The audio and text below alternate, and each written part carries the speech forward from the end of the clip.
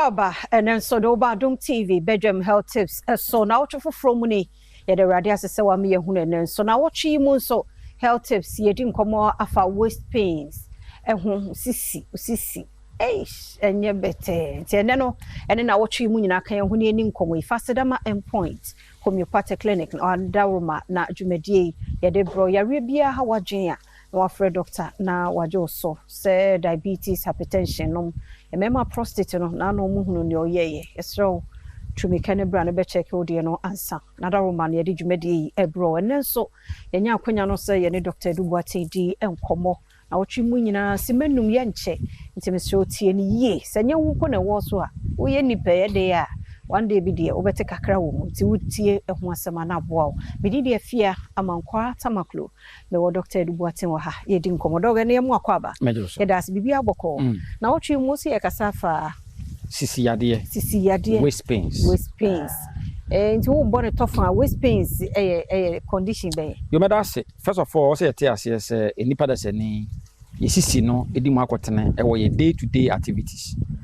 yesoro ene ye form de ka ebom eye sisi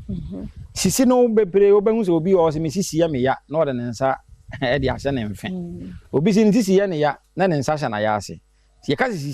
sisi no eye e fall between two regions ye obi o ha ye fe say rib cage enipa da se ni won fe na won fe ha no rib cage na se e ba wo hip eye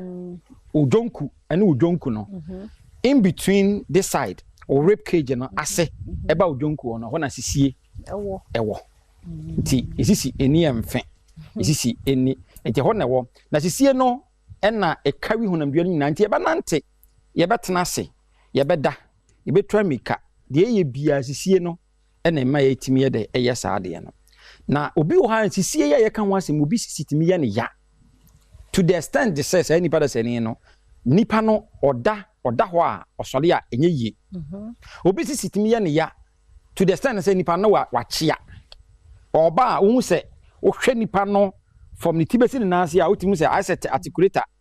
afa load kese pa bo se ni ti no ekere ni say na ne to no sa na obi de na ye nti oba wo se nipa no onye straight na oba obi sitimi ye ne ya to the extent say nipa se wo sole kora free empa so a just ya so ne nsam yenu ne akukuru no sa na ye de na agina ho. That is how severe obesity is no nipa na kafom obi ho a wonye disabled and so sisi ya de ntiro akafom na scientifically na say research aya ye nyina kire say ye hwe yade a nipa da sani de ko OPD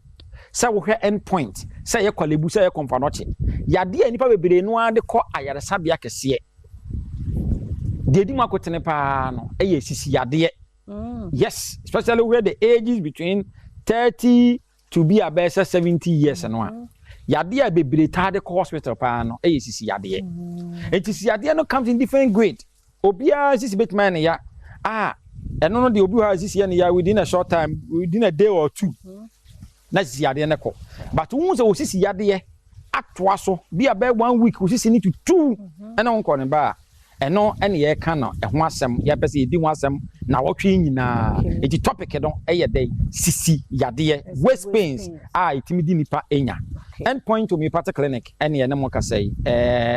ye branches ne de ahweta